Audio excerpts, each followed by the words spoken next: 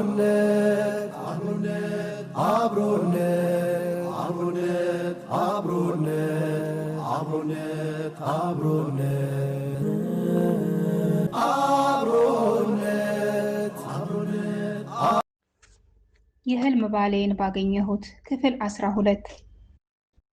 አሰላሙ አለይኩም ወራህመቱላህ ወበረካቱ። ውድና የተከበራችሁ ውድ የቻናሌ ቤተሰቦች በሀገርም በውጭም ያላችሁ ሰላማችሁ ብዝት ተረፍረፍ ይበልልኝ እያልኩኝ ለቻናሉ አዲስ የሆናችሁ ላይክ፣ ሰብስክራይብ እያደረጋችሁ ቤተሰብ ይሆኑ። እንግዲህ ዛሬም እንደተለመደው የህልም ባሌ የተሰኘውን ትረካ ክፍል 12 ይዤ ቀርብ ያለሁኝ። ምሽቱ ነግቶ እሱን ለማግኘት እያሰብኩ ነገን በጉጉት መጠባበቅ በአይኔ እንቅልፍ ሳይዞር ነጋ። አዲስ ቀን፣ ብሩህ ተስፋ። ተሰባሰብን። ቁርስ ከበላን በኋላ አክረም ወደ ስራ ሄደ። አክረም መልካም ሰው ነው። ለሀዩ ያለው ፍቅር የተለየ ነው። በትዳራቸው ውስጥ ከልብ የመነጨ ፍቅር፣ ጥልቅ የሆነ መተሳሰብና መከባበር ይስተዋላል። ፍቅራቸው እጅጉን ያስቀናል። ሀዩ ስለ አክረም መልካምነት አውርታ አትጠግብም። ትሳሳለታለች። ወጥቶ እስከሚመለስ ይናፍቃታል። ከተቀመጥንበት ሳንነሳ ኡስማኔ ደወለ። የምንገናኝበትን ቦታ ነግሮኝ ስልኩ ተዘጋ። ሁለታችን ብቻ መገናኘታችን አላስፈላጊ ነገር ውስጥ ይከተናል ብዬ ስላሰብኩ ከነቢ ጋር ለመሄድ ተስማማል። ዓለሜን ገና ከርቀት ሳየው ሩጠሽ ሂደሽ ተጠምጠሚበት የሚል ኃይል ውስጤን ተቆጣጠረው። ግን ሃይማኖታችን በኒካህ እስካልተሳሰርን ድረስ እንዲህ አይነት ተግባርን ይከለክለናል። ከስሜቴ ይልቅ ሃይማኖቴን አስቀደምኩ። እነዚያ ውብ በፍቅር ገዳይ ጥርሶቹ ተገልጠው ሳያቸው የምገባበትን አጣሁ። አይኖቼ አይኑ ውስጥ ሰጠሙ። በሱ ውጭ ማንም አይታየኝ። ፍዝዝ ብዬ ቀረሁ። እረ እኛንም እይን የሚል የሙስጤ ድምፅ አባነነኝ። አይገርምም? እስካሁን ሰዓት ድረስ ውስጤን አላስተዋልኩትም። ድምፅ ወደ ሰማሁበት አቅጣጫ ስዞር ሙስጠፋ በትዝብት ይመለከተኛል። እንደማፈር ብዬ ውስጤ እንዴት ነህ ብዬ ሀፍረቴን በፈገግታ ለመደበቅ ሞከርኩ። ውስጤ ተጫዋችና የማያስፈራ ቀለል ያለ ሰው ነው። እኔም ለማዳ በመሆኔ ለመግባባት ጊዜ አልፈጀብንም። የኮስታራው ኡስማን ዛሬ ጥርሶቹ መሳቅ አላቆሙም። ፊቱ የደስታ ብርሃን ያበራል። እኔም ከሱ ጋር መሆኔ ደስታ፣ ምቾትና ሰላምን ፈጥሮልኛል። ልቤ በደስታ ብዛት ሰክራ ትፈነጥዛለች። ከሚወዱት ሰው ጋር እንደመሆን ምን የሚያስደስት ነገር አለ? የቱንም ያህል የቆየንን ሳይመስለን ሰዓቱ ለካ ሄዷል። መለያየት ባንፈልግም ግዴታ እንለያያለን። ከፋኝ። ደስታዬ እንደ ጉንበኖ ጠፋ። ደስታዬን እና ልቤን ዓለሜ ጋር ትቼ በዲን አካሌን ይዤ ተመለስኩ። ገና ስለየው ይናፍቀኝ ጀመር። ስንገናኝ ፍቅሩ ጨመረብኝ።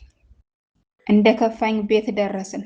ሀዩ ፈራርሻ ቡና አፍልታ ጠበቀችን። እንደዚህ ተፈራርሾ ካየሁ ወራቶችን አስቆጥሬያለሁና ደስ አለኝ። ሀዩን ሳምኩና የፈንዲሻ ሳህኑን አቅፌ ተመሰጥኩ። ፈንዲሻ እንደምወድ ስለሚያውቁ ተያይተው ተሳሳቁ። ግን ዘይቱ ሲበዛ ልብሽን አያምሽም ትለኝ ነበር ይክሩ። ሳህኑን ይዤ ስቀመጥ እረ ትንሽ እንኳን ስጭን ብላ ነቢ ከጎኔ ተቀመጠች። እሺ ውሎ እንዴት ነበር አለች ሀዩ ለመስማት እየተመቻቸች። ስለ ውሏችን ስነግራት በአይነ ህሊናዬ ዓለሜን እያየሁ እየተፈነከነኩ ተረኩላት። ንግግሬን ስጨርስ ነቢ ሳቋን ለቀቀችው። ወይ ኢሙ በቃ በፍቅር ተሸነፈች። ያቺ ፍልቅልቅ የምትለው አይከፋሽ መሳቅ ማቆም የማይሆንላት ኢማን ዛሬ በፍቅር ወድቃ የደስታዋን ቁልፍ በኡስማን ተሰርቃ ህልናዋ በሱ ስር ወድቆ ስሜቷ ከሱ ስሜት ጋር ተቆራኝቶ ደስታው የሚያስደስታት ሐዘኑ ህመም የሚሆንባት ፍቅሩ አቅም አሳጥቷት ሳይ የእውነት አዘንኩላት። እስካሁን እኮ ስንመጣ አኩርፋኝ ነበር። አሁን ስለሱ ሲነሳ ተመልከች እንዴት ጥርስ በጥርስ እንደሆነች አለችና የፌዝ ሳቋን ለቀቀችው። የፍቅርን ኃያልነት የሚያውቅ ያውቀዋልና እስኪ ያንቺንም ተራ ሲደርስ እናይሻለን አለች ሀዩ። የእርፈት ጊዜን ከዓለሜ ጋር አሳለፍኩ፣ ግን ሁሌም ስንገናኝ ነቢና ሙሴ ከኛ ጋር ናቸው። ዓለሜ የመጣንበትን ጉዳይ ጨርሷል፣ ግን እኔ እስክመለስ ድረስ አብሮኝ ለመሆን ወስኗል። የኔም እረፍት ቀን አልቆ 2 ቀን ብቻ ቀርቶኛል። አቤት የጊዜው ሩጫ! አንድ ቀን የቆየን ሳይመስለኝ 10 ቀናት አለፉ። ግን እስካሁን ለምን ጉዳይ እንደመጡ አልጠየቅኩም ነበር። የመጡበትን ጉዳይ እንደጨረሱ ሲነግረኝ ነበር። ግን ለምን ነበር የመጣችሁት ብዬ ጠየቅኩት።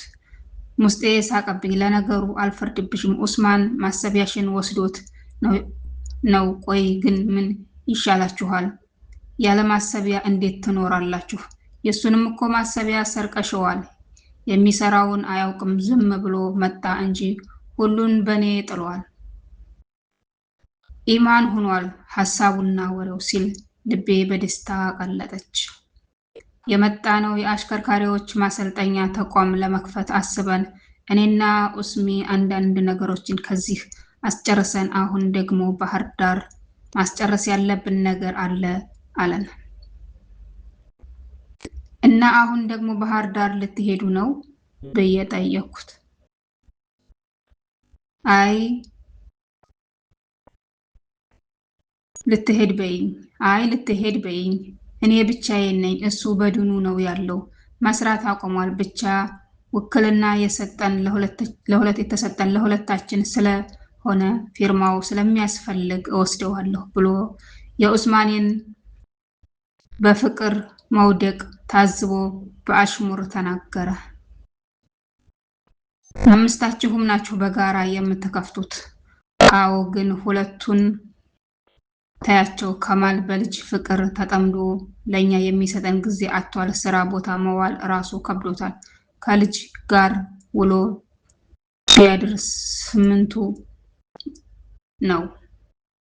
አንዋርም ያው እክራም እርጉዝ ነች፣ ብቻዋን ሊተዋት አይችልም። ከአቡኪ ይሄ ይሻላል ብዬ ባመጣው እንደዚህ ያለ ልብ መወዛወዝ ሆነ ስራው አለ። የሙስጤ አሽሙር ስለበዛበት ቆይ ግን አንተ የራስህ አይታይህማ? አንተ ከሪማን ወድህ ቀን ከሌት ማልቀስ አልነበር እንዴ ስራህ? አለው ኡስማኔ። ለያዥ ተገናዥ